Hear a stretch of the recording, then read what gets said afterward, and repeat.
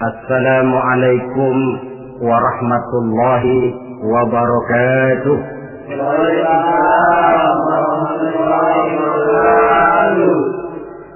Alhamdulillah, wassalatu wassalamu ala sayyidina Rasulillah, sayyidina wa maulana Muhammad ibn Abdullah, wa ala alihi wa sahbihi wa man tabi'ahu wa walah. Subhanaka la ilma lana illa ma 'allamtana innaka antal alimul hakim. La haula wa la quwwata illa billahil aliyyil azim. Amma ba'd. Saudara-saudara hadirin kaum muslimin rahimakumullah. Di bulan ini sebagian saudara-saudara kita yang mendapat panggilan Allah untuk melaksanakan ibadah haji telah mulai mempersiapkan diri untuk melaksanakan ibadah yang istimewa ini. Apa keistimewaan daripada ibadah haji? Pertama, ada ibadah yang dititik beratkan kepada kekuatan badan, yang disebut ibadah badaniyah. Misalnya puasa atau sholat. Ada pula ibadah itu yang titik beratnya adalah hati, yang disebut ibadah qalbiyah. Umpamanya zikir khafi, zikir yang tersembunyi. Dan ada juga ibadah itu yang disebut ibadah maliyah, ibadah yang titik beratnya justru kepada harta, seperti zakat, infak atau sedekah. Adapun haji gabungan dari keseluruhannya, ibadah badaniyah, qalbiyah, maliyah. Badan ikut melaksanakan, hati turut juga, harta pun keluar. Bahkan kurang salah satu daripadanya, jelas tidak akan bisa terlaksana ibadah ini. Umpamanya badan sehat, hati pengen benar bikin uang, tidak punya, terpaksa bengong. Atau uang ada, badan sehat, tapi hati belum kepengen. Barangkali ke New York sampai, ke London, Paris, mondar-mandir, tapi ke Mekah nggak bisa sampai. Lantaran hati itu yang memang belum pengen. Jadi ibadah haji ini merupakan gabungan badaniyah, qalbiyah, maliyah. Yang kedua, ibadah-ibadah yang lain jikalau sudah sampai waktunya bisa dikerjakan di berbagai tempat. Ramadan, kalau sudah masuk waktunya, mau puasa di Jakarta bisa, di Bandung boleh, di Bogor pun jadi. Zakat, kalau sudah sampai haul dan nisabnya, mau dikeluarkan di rumah bisa, di kantor pun boleh. Tidak demikian dengan haji. Dia hanya bisa dikerjakan pada waktu tertentu dan di tempat yang tertentu juga. Kan belum pernah kita dengar orang pergi haji ke Cengkareng. Waktunya tertentu, tempatnya pun tertentu juga. Ini keistimewaan daripada ibadah haji. Oleh karena demikian istimewanya ibadah ini, Allah Subhanahu wa ta'ala mendorong melalui lisan baginda Rasulullah sallallahu alaihi wasallam, di mana Nabi bersabda, al-hajjul mabrur laisa lahu jazaa illa al-jannah. Bahwa haji yang mabrur tidak ada balasan lain dari Allah kecuali surga. Pada kesempatan ini saya ingin ikut menitipkan pesan dan kesan kepada saudara-saudara kita yang akan menunaikan ibadah haji. Apa yang sebaiknya dipersiapkan? Pertama, dan ini yang terpenting, niat. Dengan meninggalkan tanah air menuju Makkah, Madinah, kita bukan turis, bukan mau pergi piknik, Jangan ada niat lain selain niat ibadah karena Allah. Walaupun kita bertemu dengan tempat yang baru, pengalaman yang baru, teman yang baru, tapi niat pertama untuk ibadah karena Allah. Kenapa niat ini penting? Kadang-kadang maklumlah, begitu turun di Jeddah, masuk ke pasar, sudah virus yang dicari, permadani yang dibeli, padahal haji belum lagi mulai, sudah cincin diributi.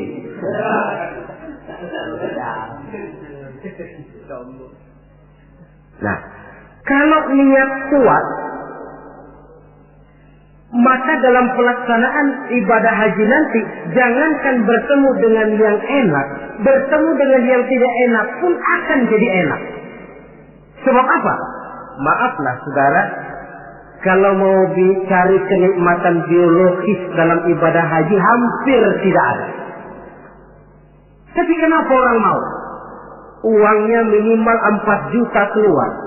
Rumah dia tinggalkan, anak yang masih kecil dia tinggalkan. Karena famili handai solan keluarga ditinggalkan. Melintasi samudera melalui berbagai negara. Sampai dia di Makkah sana berdesakan dengan jutaan manusia. Tidur tidak teratur. Manusianya kadang-kadang kasar. Iklimnya pun buat. Tapi saya belum pernah dengar ada pergi haji. Tidak pernah pulang haji lalu ditanya, Pak Haji bagaimana di Mekah? Buat taubat lagi-lagi. Belum pernah ada. Belum pernah ada. Malahan yang sering kita dengar, bagaimana Pak Haji? Ya Allah Ustaz, pada waktu saya melakukan tawaf wida, mengucapkan selamat tinggal kepada Ka'bah, akan kembali ke kampung halaman dengan air mata berurai membasahi pipi tanpa terasa. Dikala itu batin saya menjerit, ya Allah, kapan saya bisa kembali kemari lagi? Pulang saja belum, sudah mikirin mau kembali. Apa yang dirasakan? Kebahagiaan batin karena niat kuat lantaran bisa menjawab panggilan Allah. Kalau hati bahagia, batin bahagia, penderitaan badan tidak terasa. Ini yang harus digarisbawahi. Kalau hati bahagia, penderitaan badan tidak terasa. Kita ambil contoh. Ibu kita dikala melahirkan kita, pilihan cuma 2. Kalau tidak hidup, mati. Betul apa betul?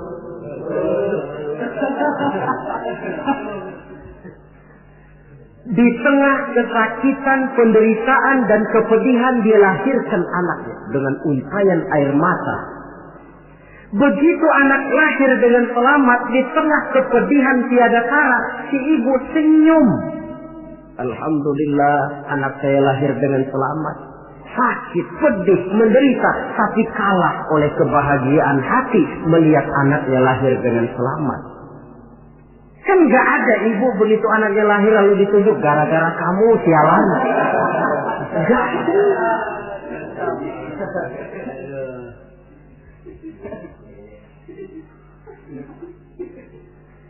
Zaman kita masih muda dulu. Punya pacar rumahnya jauh. Kalau mau apel lewat pohon bambu. Hujan gerimis. Cukup seram, jalanan licin. Tapi giliran apel kira-kira berangkat enggak? Wajib.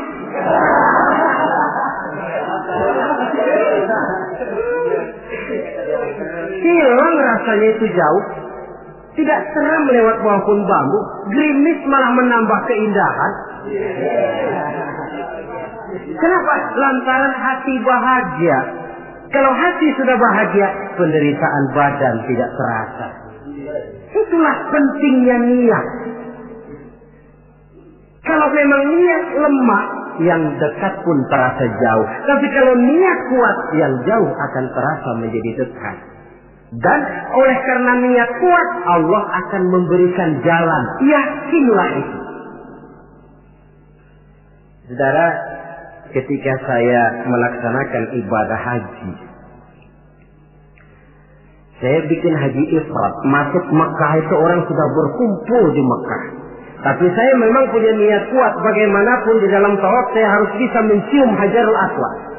Padahal manusia jutaan, saya tawaf berdesak-desakan dengan jutaan orang.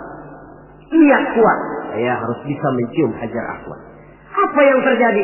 Sedang enak-enak saya tawaf, diseruduk orang Afrika yang tinggi gede. Diseruduk mental saya. Apa yang terjadi? Saya mental jatuh pas di depan Hajar Aswad. Orang Jawa bilang njilala. Njilala, kok ada jalannya? Diseruduknya sakit, tapi kok jatuhnya di situ? Oh, saya pikir Allah memberikan jalan karena niat yang kuat. Tidak cuma sekedar ibadah haji, ibadah apapun saja, ini fondasi utama, niat. Jika sudah rapuh niat, nilai ibadah tidak akan sampai kepada tingkat kesempurnaannya. Apalagi untuk melaksanakan ibadah haji ini. Jangan sampai ada niat, di Mekah nanti belanja jam tangan lebih murah. Atau nanti kalau sudah pulang kepengen pakai peci putih dipanggil Pak Haji. Lalu siapa yang lewat cium tangan sama saya. Niat ibadah karena Allah. Jangan sampai ketumpangan niat-niat lain yang bisa memalingkan kita daripada niatan ibadah itu sendiri. Satu. Yang kedua, apabila bapak, saudara, ibu-ibu sudah sampailah di tanah haram nanti, puas-puaskan di sana melaksanakan ibadah. Mumpung sudah ada di sana. Sebab itu kalau orang sudah ada kemampuan, jangan lagi ditunda bikin haji ini. Nabi ancam betul itu. Man kana lahu sa'ah falam yahus falyamut in sya'a yahudiyan wa in kana nasraniyan. Apabila orang sudah memiliki kemampuan untuk berhaji tidak dia laksanakan, dia boleh pilih mau mati secara Nasrani atau Yahudi. Imam Syafi'i berkata boleh juga ditunda sampai tahun depan, tapi dengan catatan. Pertama, jangan putus niat. Selalu niat bahwa tahun depan dia mau pergi haji. Yang kedua, dan ini yang berat, dia tidak boleh mati pada tahun itu. Ya kalau niat tidak putus bolehlah, tapi kalau tidak mati tahun itu, ini kan mesti bikin perjanjian sama malaikat maut, ini repot. Mumpung ada di tanah haram, apalagi di tempat-tempat yang mustajabah, di mana doa dijawab Allah, kuatkan diri melaksanakan ibadah. Mumpung ada di sana. Kapan lagi mau mengejar keuntungan sebesar itu? 1 rakaat di Masjidil Haram sama nilainya dengan 100.000 rakaat di masjid-masjid lain. Tahun depan belum tentu kita bisa kembali lagi. Taruh kata rezeki ada tapi umur belum tentu ada. Taruh kata umur sampai tapi rezeki belum tentu ada. Mumpung ada panggilan sudah sampailah kita di sana. Pusing-pusing dikit berangkat ke masjid, capek-capek dikit berangkat ke masjid. Puaskan hati dan diri melaksanakan ibadah. Kalau malas yang diperturutkan, kan rugi, sudah buang waktu, tenaga, harta, tapi nilai ibadah tidak seperti yang diharapkan. Jadi yang kedua, mumpung ada di sana, puas-puaskan diri melaksanakan ibadah. Yang ketiga, kalau nanti sudah sampai di tanah haram, entah di Mekah dan Madinah, orang bilang Mekah Madinah itu taman mini akhirat. Artinya apa? Di sana orang harus jujur kepada diri sendiri. Kalau menemukan berbagai kesulitan, jangan mencari kambing hitam. Jangan mencari sebab pada diri orang lain. Cari sebab pada diri sendiri. Kalau di sini kan kita bisa saja berkata, gara-gara lu sih begitu, gue jadi begini. Orang lain kita kambing hitamkan. Di sana kalimat macam itu tidak berlaku. Semua kesulitan, semua hal-hal yang tidak menyenangkan yang menimpa kita, carilah sebab di dalam diri sendiri. Itu obat yang paling mujarab. Sebab kita ke sana memang dengan pengakuan segala dosa. Seperti kata Abu Nuwas dalam syairnya, Ilahi abdukal asi ataka. Wahai Allah, hambamu yang penuh maksiat, berlumur noda dan dosa ini datang menghadapmu ya Allah, memohon ampunan dan taubat dari seluruh dosa. Kata perbuatan yang tidak terkontrol akan mendatangkan kesulitan dan obatnya tidak lain taubat. Saya punya seorang teman. Dia di sini nggak pernah kemana-mana. Begitu masuk Mekah jalan-jalan melulu. Temennya kasih tahu, Ji, jangan jalan-jalan melulu, nanti susah dicari kalau ada perlu. Nepuk dada. Anak Betawi nih nggak bakalan keder katanya. Sudah selesai dia jalan-jalan mau kembali ke rumahnya, putar-putar nggak pernah ketemu tempat dia tinggal. Sampai 2 hari. Akhirnya dia bertemu seorang syekh. Tuan syekh, bagaimana saya ini? Sudah 2 hari mau pulang nggak ketemu rumah. Nah, kamu memangnya kenapa? Dia pikir-pikir, saya juga sih, lidah ini nggak terjaga. Pakai nepuk dada, nggak bakalan salah jalan lah, nggak bakalan keder lah. Nah, sana kau masuk Masjidil Haram, tawaf, sembahyang sunnah, sujud di depan Ka'bah, akui dosa dan kesalahan. Dia masuk tawaf, sholat sunnah, sujud di hadapan Allah, mengakui kesalahannya, keluar dari Masjidil Haram, kelihatan rumahnya. Itu yang saya maksud taman mini akhirat. Baik kata, baik perbuatan harus dijaga, dikontrol, jangan sampai masuk dalam apa yang dipesankan Allah. La rafasa wala fusuqa wala jidala fil hajj. Di dalam melaksanakan ibadah haji itu jangan sampai ada rafas. Rafas, kata-kata kotor, kata-kata yang bisa menimbulkan rangsangan. Fusuk, kata-kata yang keji, atau kata-kata yang sifatnya menyesali amalan. Umpamanya, coba gua nggak pergi haji 4 juta dibeliin bajai, tinggal nungguin setoran. Ini masuk fusuk juga. Wala jidal, pertengkaran. Maklumlah suhunya panas. Dalam kondisi panas temperatur mudah naik, orang peka, sedikit tersinggung mudah marah. Lantaran air, lantaran makan, lantaran tunggu menunggu, bisa menimbulkan kemarahan. Oleh karena itu, sekali lagi, pesan saya yang ketiga, orang di sana harus jujur kepada diri sendiri. Jangan mencari kambing hitam kalau menemukan kesalahan, tapi carilah sebab di dalam diri kita masing-masing. Yang keempat, kalau sudah berkumpul kita dengan jutaan umat Islam di Mekah, di Madinah, tidak usah usil dengan amalan orang lain. Sebenarnya tidak cuma di sana, di sini pun seharusnya kita begitu. Tapi akan lebih real kalau kita lihat di sana. Kenapa? Akan macam-macam tingkah orang yang sholat itu.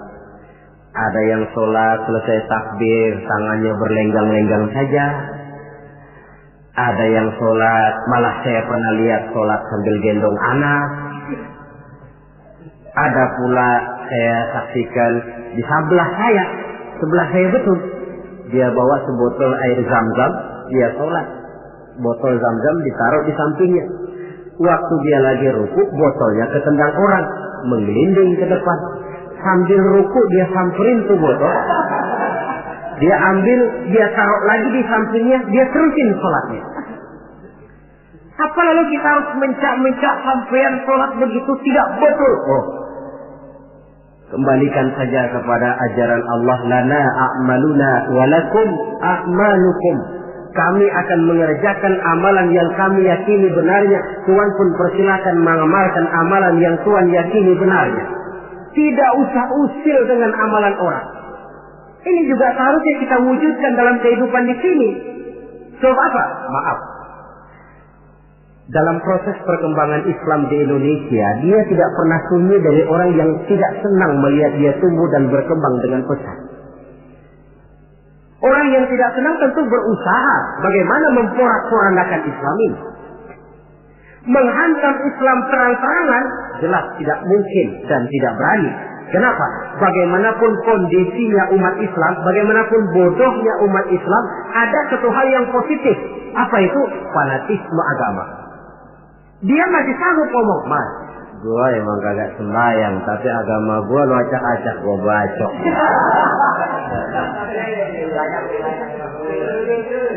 Dari segi fanatisme positif itu positif. Maka orang pun lalu tidak berani menghantam Islam dengan membuka front secara terbuka. Mau menghantam Islam, mereka belajar dari Van der Plas, dari Dr. Gronya, masuk ke tengah-tengah umat Islam. Kalau perlu pakai peci, perlu pakai sorban, nggak bisa assalamualaikum, latihan assalamualaikum. Bikinin kalau perlu merek Islam, yang mereknya Islam, tapi tujuannya bikin kacau dalam Islam. Lihatlah Islam sejati, Islam murni, paling akhir Islam jamaah, lebih akhir lagi Islam ingkar sunnah. Mereknya Islam. Tapi ini kalau sudah mengkafirkan orang yang tidak sepaham dengan dia, kan sudah mulai menimbulkan benih kekacauan. Kalau cara ini dirasakan tidak berhasil, diputar lagu lama. Apa lagu lama itu? Lagu khilafiyah. Satu pakai usolik, 1-3 bisa RT. Satu kunut, 1-3 bisa kampung. Satu Jumat azan sekali, 1-2 kali bikin masjid lagi. Bukankah akan lebih baik mencari titik persamaan daripada sekedar memperbesar pola perbedaan? Apalagi kalau perbedaan itu menyangkut hal yang tidak prinsip, furu'iyah. Sehingga saya kalau ditanya orang, jawaban saya paling enak. Ustaz, kalau subuh pakai ulut enggak? Kalau saya pakai. Yang tidak pakai bagaimana? Yang tidak pakai, kata yang tidak pakai. Kata yang tidak pakai. Jadi pakai kunut betul? Betul, karena saya pakai kunut. Tidak pakai kunut juga betul? Betul, kata yang tidak pakai kunut. Lah, kalau yang kunut betul, yang tidak kunut betul, lalu yang salah yang mana Ustaz? Yang salah iya, yang subuh enggak sembahyang.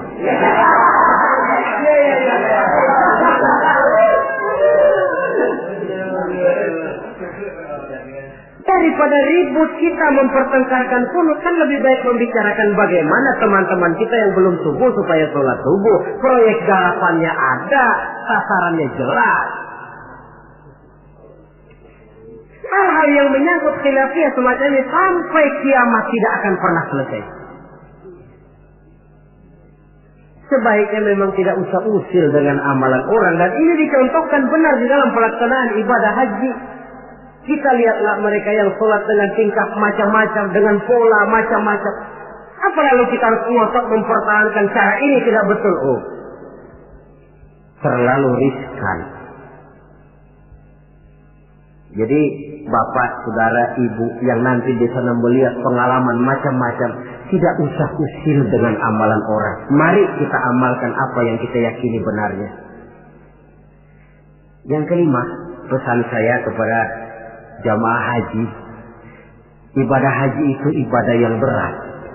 Oleh karena itu, orang melaksanakan haji itu harus bawa sabar yang sebanyak-banyaknya. Sabar yang tidak ada batasnya. Banyak kasus terjadi karena kurangnya kesabaran. Kadang-kadang sepasang suami istri, dia mau tawaf, kata suaminya, Bu, saya mau bikin tawaf sunnah. Kau tunggu saja di tiang sebelah sini, jangan kemana-mana. Istrinya setia nunggu di tiang itu. Padahal semua tiang di Masjidil Haram bentuknya hampir sama. Si suami pun tawaf berputar mengelilingi Ka'bah. Karena tawaf berputar, pada akhirnya selesai tawaf, istrinya ditaruh di tiang sebelah sini, dia cari di tiang sebelah sana. Mutar-mutar tidak ketemu. Setelah ketemu capek, muka sudah merah, keringat bercucuran, marah setengah mati si suami. Kau sudah saya bilang jangan jalan kemana-mana, masih jalan juga. Padahal istrinya mah nggak kemana-mana, dia yang keliru arah. kadang karena air, kadang karena makanan. Hal-hal yang sedikit menyebabkan kita peka, mudah sekali dengan watak marah. Dikala berpakaian ihram, sabar meninggalkan hal-hal yang menjadi pantangannya. Saya tidak bicarakan soal manasik, tata tertib pelaksanaan ibadah haji, karena manasik itu kalau diteorikan kelihatannya sulit, tapi kalau dipraktekkan nyatanya akan mudah. Saudara hadirin yang saya hormati, sabar itu kan tempatnya 3. Pertama, sabar dalam taat. Yang kedua, sabar di dalam meninggalkan maksiat. Yang ketiga, sabar pada waktu menghadapi musibah. Sabar dalam taat apa?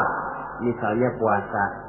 Biar lapar melilit perut, biar haus mencekik kerongkongan, kalau maghrib belum berbunyi jangan sentuh makanan. Sabar dalam taat. Begitu juga kita ketika terbungkus pakaian ihram. Tidak boleh bercukur, tidak boleh menggunting kuku, tidak boleh membunuh binatang. Sabar di dalam taat. Yang kedua, sabar dalam meninggalkan maksiat. Umpamanya, kita tadinya penggemar minuman keras, taubat, meninggalkan minuman keras. Itu pun perlu kesabaran. Sebab apa? Orang macam-macam. Dia tahu kita bekas peminum, diledeklah kita. Yuk minum yuk. Alah, sekarang aja. Kemarin kan lu yang sukongin. Yang kemarin memerlukan kesabaran. Yang ketiga, sabar pada waktu menghadapi musibah, kesulitan. Apa konsepsi sabar yang hakiki dalam Islam? Sabar yang dijelaskan dalam Al-Quran ialah allazina idza asabathum musibah qalu inna lillahi wa inna ilaihi raji'un. Orang yang sabar ialah orang yang apabila terkena suatu musibah kembali kepada prinsip dasar inna lillahi wa inna ilaihi raji'un. Kami berasal dari Allah dan kami akan kembali kepada Allah. Bukan cuma pengucapannya tapi penghayatannya. Kalau suatu saat kita terkena musibah, kembali kepada konsepsi dasar inna lillahi wa inna ilaihi raji'un. Kami berasal dari Allah dan kami akan kembali kepada Allah. Bukan cuma sekedar ucapannya, tapi penghayatan kepada kalimat itu. Misalnya apa? Kalau suatu saat kita kehilangan harta, kembali kepada inna lillah. Dulu pun ketika saya hadir ke alam ini saya tidak bawa harta. Kalau sekarang hilang, inna lillah wa inna ilaihi raji'un. Kalau suatu saat kita harus melepaskan pangkat dan jabatan yang kita cintai, kembali kepada konsep inna lillah. Dulu pun ketika lahir ke alam ini tidak ada pangkat dan jabatan yang saya bawa. Kita kadang-kadang dapat musibah, ditinggal mati, sedih, innalillahinya tidak mau berhenti dari mulutnya, tapi nangisnya pun juga tidak mau berhenti juga. Penghayatan kepada kalimat itu yang berkurang. Jadi jikalau sadarlah kita dari Allah kembali kepada Allah. Dalam kata kita ini termasuk pangkat, jabatan, harta, semua yang kita miliki. Dari Allah berasal kepada Allah juga dia kembali. Artinya sudah punya satu fondasi menghadapi musibah. Sebab beratnya suatu pukulan akan terasa agak ringan kalau kita sudah siap, ketimbang kita tidak siap walaupun bobot pukulannya sama. Karena itu melaksanakan ibadah haji harus dilantar belakangi dengan kesabaran yang hampir tidak ada batasnya. Inilah pesan saya. Kemudian kesan-kesan yang kita dapatkan dari pelaksanaan ibadah haji, saudara. Pertama, dengan melaksanakan ibadah haji itu kita akan melihat langsung sumber tempat timbulnya agama. Melihat tempat di mana Rasulullah dilahirkan.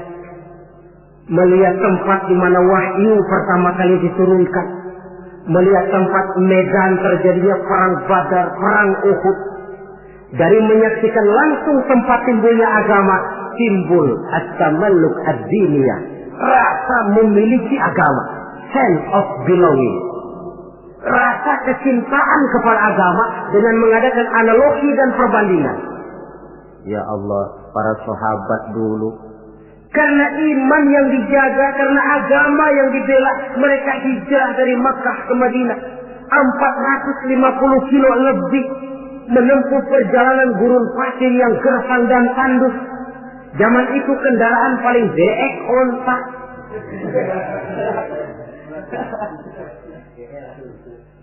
Untuk menegakkan akidah, melaksanakan syariat, mereka harus perang.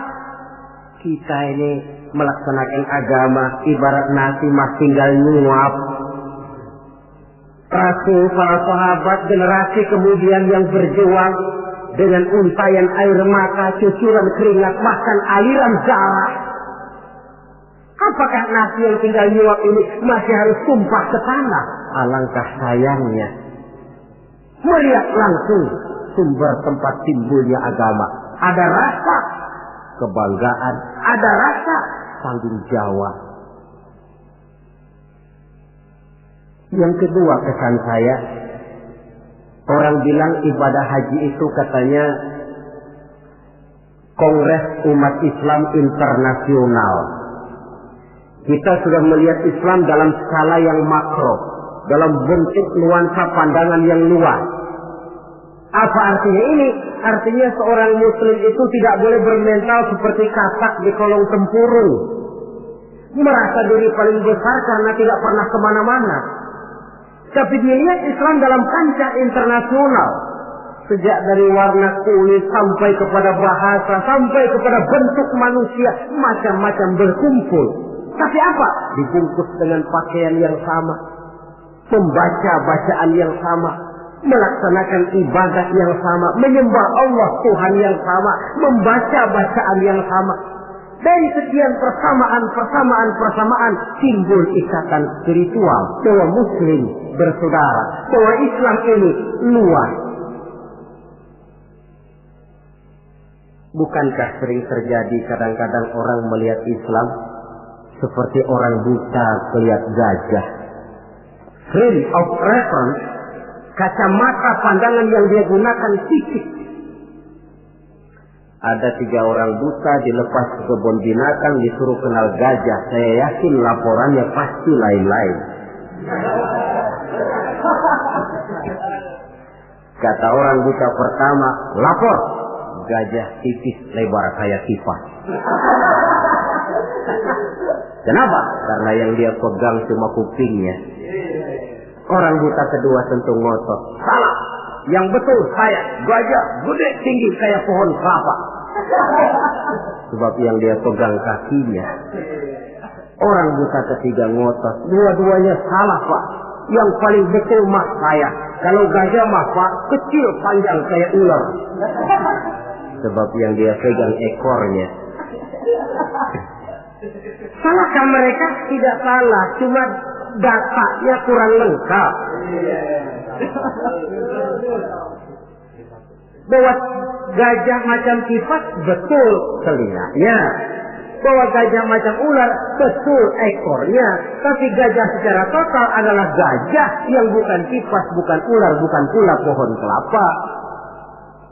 Ini yang fisik dan tidak mendidik. Kadang-kadang baru kenal kuping gajah, kemana-mana sudah pidato. Saudara-saudara, gajah tipis lebar kayak kipas. Diundang lagi ke tempat sebelah sana, begitu lagi pidatonya. Buat orang yang sudah kenal gajah, dia diketawain. Belum buat orang yang belum kenal gajah, dia malah menyesatkan. Dua-duanya sama tidak mendidiknya. Nuansa pandangan yang luas. Yang ketiga, kesadaran hidup. Dari mana ini dimulai? Dari pertanyaan dikala kita merenung di padang Arafat yang terhampar luas membentang, sejauh mata memandang cuma tenda-tenda putih 2 yang nampak. Dari mana kita datang? Di mana kita sekarang? Mau kemana kita akan pulang? Dikala itu air mata berurai membasahi pipi tanpa terasa. Inilah barangkali taman miliknya padang mahsyar di akhirat nanti. di mana kita melepaskan semua status sosial. Dikala itu jenderal tidak akan dipanggil jenderalnya. Dikala itu yang intelek dan yang awam tidak tahu lagi kita. Dikala yang kaya dan yang miskin sudah sulit dibedakan. Bukankah itu pantulan daripada kehidupan yang pasti akan kita temui? Lalu dunia ini apa? Persis kalau diibaratkan dunia ini cuma sekedar sebuah panggung sandiwara. Sang sutradara Allah Subhanahu wa ta'ala. Penonton malaikat. Panggung sandiwaranya dunia ini. Pemainnya seluruh manusia. Skenarionya Quran dan Sunnah. Sutradara berjanji kepada pemain-pemain yang bermain dengan baik sesuai dengan petunjuk dalam skenario Quran dan Sunnah akan diberikan piala citra berupa surga. Tapi mereka yang menyimpang dari teks skenario sampai panggung sandiwara kacau, mereka pun akan mendapat imbalan yang sesuai. Saya Ustaz, ini peran saya dalam panggung sandiwara dunia ini. Saudara pegawai, saudara pedagang, saudara seniman, peran yang sedang kita pegang. Peranan kita pasti akan selesai dengan dua kemungkinan. Pertama, memang skenario-nya mengharuskan peranan kita sampai di situ. Selesai. Itu apa itu? Ajal. Yang kedua, panggung sandiwaranya yang memang sudah harus dibongkar. Apa itu? Kiamat. Jikalau panggung sandiwara ini sudah dibongkar, jikalau dalam teks memang peranan kita sudah habis sampai di situ, kembalilah kita kepada sang sutradara. Apa lagi yang kita bawa? Kata Nabi, yutba'ul mayyitu salasah. Orang jikalau dia mati, selesai peranannya, yang mengantar ke kuburnya tiga. Ahluhu wa maluhu wa amaluhu. Hartanya, keluarganya, amalnya. Gantar dia ke kubur. Tapi yang dua pulang lagi. Siapa yang pulang lagi? Pertama ahluhu, keluarganya. Tidak seorang keluarganya yang bagaimana cintanya kepadanya yang mau ikut masuk ke dalam. Istrinya yang katanya sayang betul sama dia, yang waktu muda dulu pernah berjanji buat hidup semati di bawah pohon pete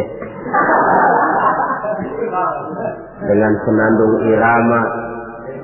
Dikala muda dia berkata, apalah artinya hidup ini tanpa engkau di sisiku, Bang. Hampa rasanya hidup ini. Tapi ketika suami masuk ke liang lahat, dia akan berkata, sampai sini saja Mas, saya ngantar emas. Saya rela Mas berangkat duluan.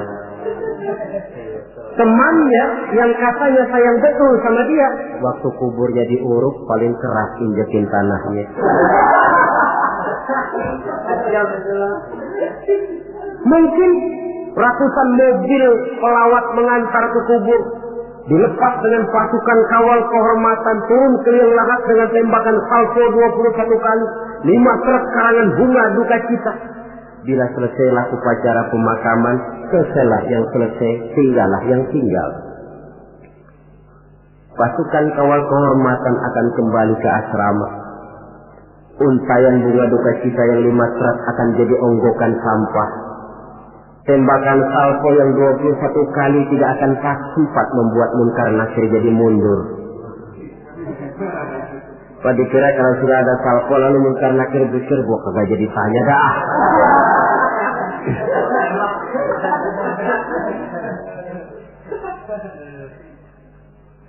Harta pun tidak ikut masuk ke dalam. Mobil cuma parkir di pelataran kubur. Yang setia menemani kita, the best friend, sampai masuk ke dalam itu tidak lain nilai amal yang kita kerjakan di dalam kehidupan ini. Maka hidup hakikatnya kesempatan untuk berbuat amal. Kata Allah, "Wallazi khalaqal mauta wal hayata liyabluwakum ayyukum ahsanu amala." Dialah Allah yang telah menciptakan hidup dan mati untuk menguji kamu, siapa di antara kamu yang paling banyak amal kebajikannya. Hidup adalah kesempatan berbuat baik. Nah, status sosial Di padang Arafat saja sudah tidak berlaku. Pernah terjadi seorang jenderal, dia sedang mencium Hajar Aswad karena terlalu lama kepalanya ditarik orang Baduy yang hitam itu. Dia marah mau dipukul si Baduy. Sabar Pak. Ini orang kurang ajar Ustaz. Saya kan jenderal.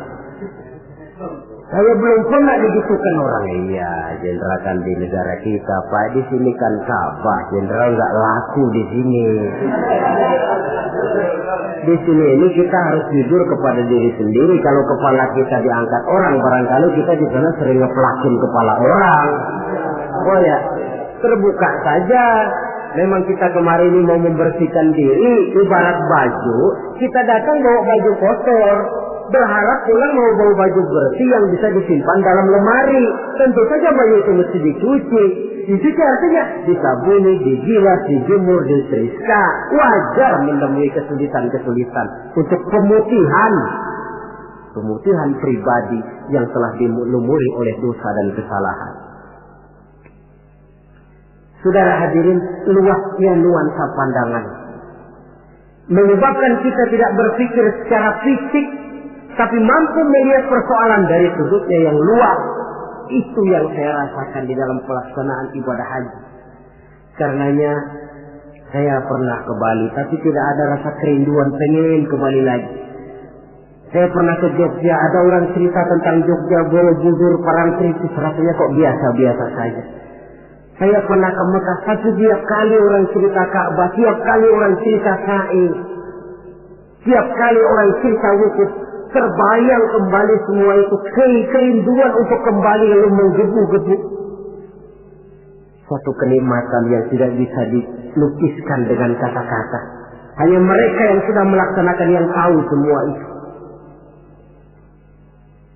Paling akhir, tentu sekedar kesan kita harapkan Bapak, saudara, ibu yang akan melaksanakan haji ini tidak hanya sekedar bisa pergi, tapi kembalilah ke tengah keluarga dengan selamat, dan yang paling penting membawa haji yang mabrur.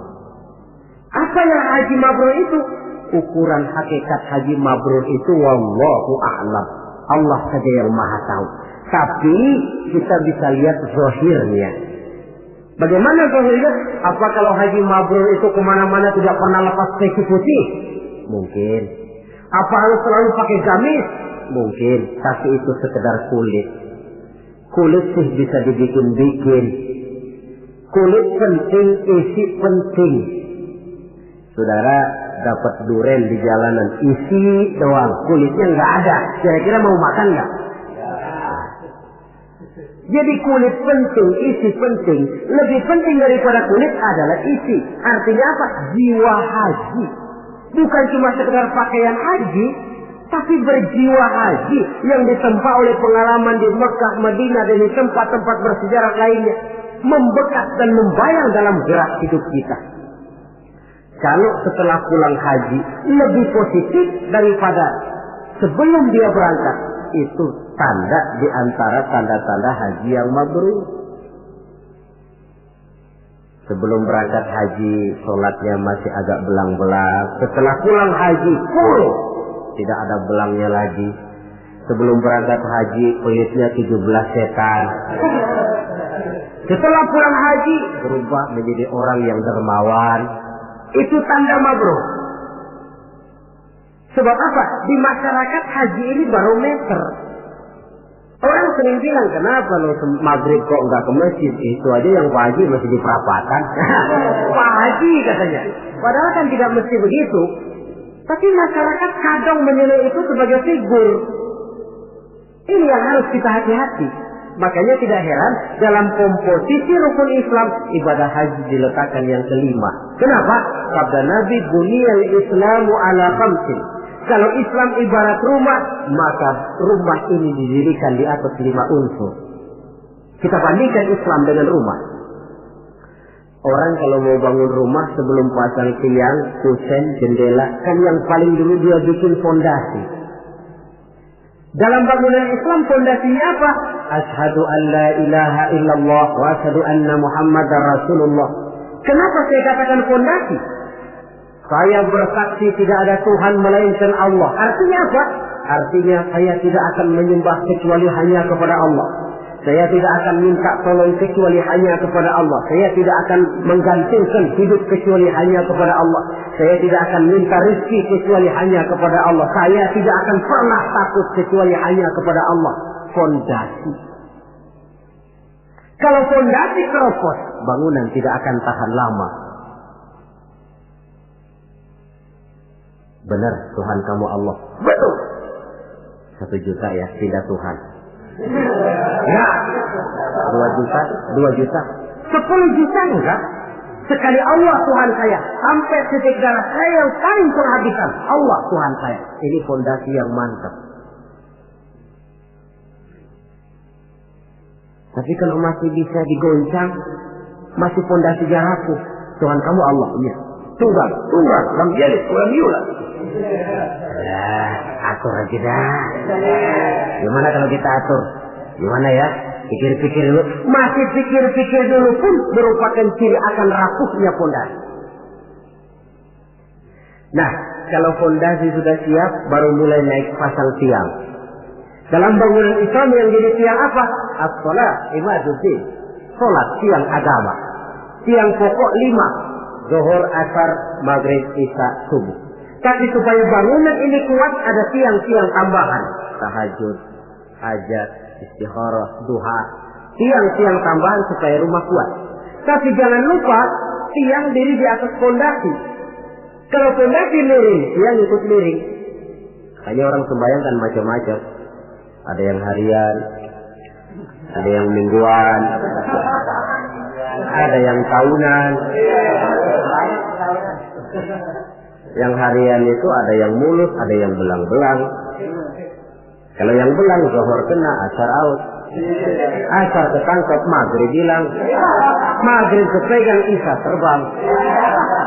Ada yang mingguan, Jumat aja modal. Ngancam bener kalau sama Jumat. Ada yang tahunan, Idul Fitri sama Idul Adha. Yang tahunan itu lumayan daripada yang polos. Saudara-saudara, fondasi sudah, tiang sudah. Kalau rumah supaya ada batasnya kan perlu pagar, dinding. Yang menjadi dinding kata Nabi, asyamu junnatun. Puasa adalah dinding, benteng. Kenapa? Esensi puasa kemampuan mengendalikan nafsu. Kalau orang hidup tidak sanggup dan mampu mengendalikan nafsu, ada benteng, pagar, nggak ngacak-ngacak kebun orang. Tahu batas mana yang dia berhak dan tahu batas mana yang dia tidak punya hak. Kemampuan mengendalikan nafsu. Nah, sudah, fondasi sudah, tiang sudah, pagar sudah, rumah supaya bersihkan harus ada jendela, pintu, lubang angin, kamar mandi yang fungsinya membersihkan. Dalam agama yang fungsinya membersihkan zakat. Kalau dia zakat mal, dia bersihkan harta kita. Dia zakat fitrah, bersihkan jiwa kita. Zakat tijarah, bersihkan tanam-tanaman kita. Makanya kalau orang muslim nggak mau bayar zakat, sama juga rumah nggak pakai pintu, nggak pakai jendela, nggak pakai lubang angin, nggak ada kamar mandi, panas, lekeb. Kata orang kampungnya. Anak yang kecil tuh, adik-adik kita, kalau nggak dibayarin zakat fitrahnya, panas tuh anak, sangar.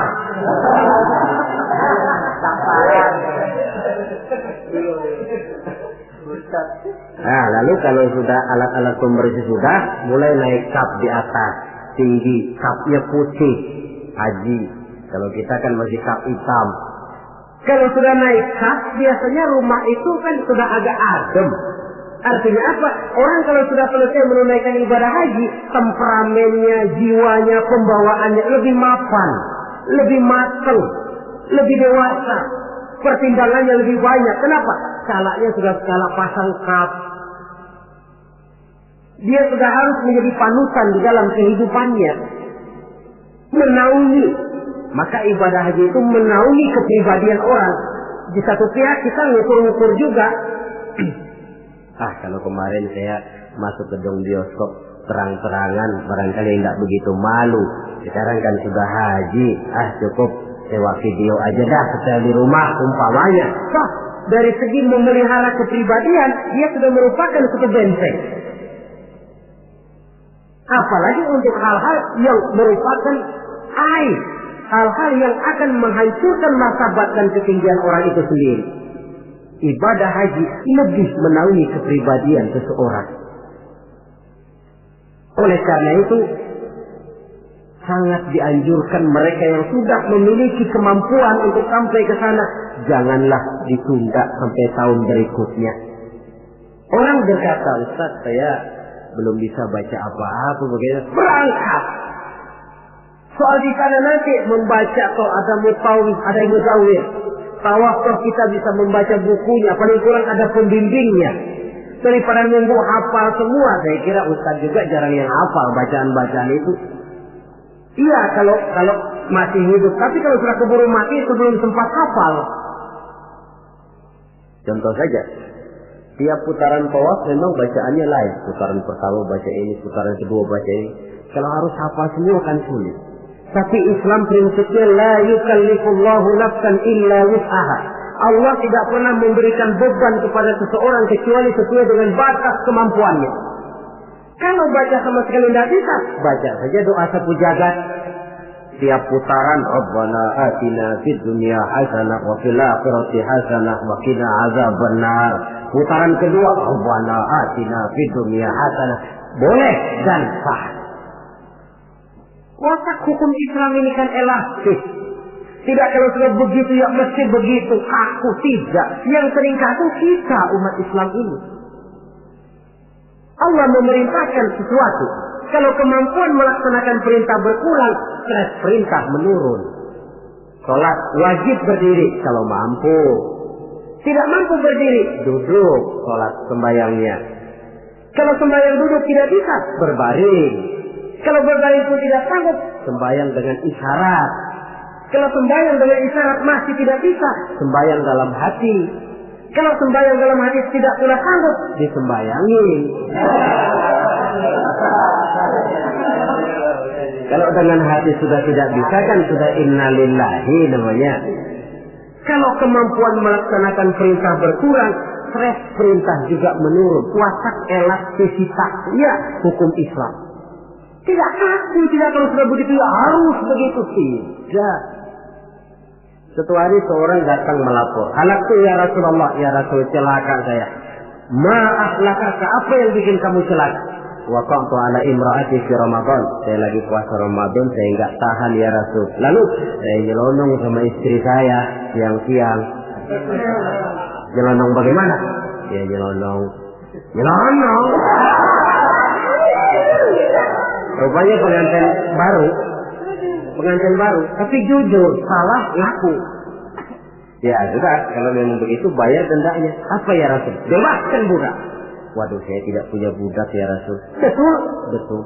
Kau puasa 2 bulan berturut-turut, tidak boleh diselang-seling. Enggak kuat ya Rasul. Enggak kuat. Betul. Yang sebulan aja nyelonong, apalagi yang 2 bulan. 2 kali nyelonong. Saya enggak kuat ya Rasul. Tidak kuat. Beri makan 60 fakir miskin, 1 orang setumut. Ya Rasul. Apalagi jangan memberi makan 60 fakir miskin. Istri saya di rumah sehari masak, 3 hari libur. Saya orang susah ya Rasul.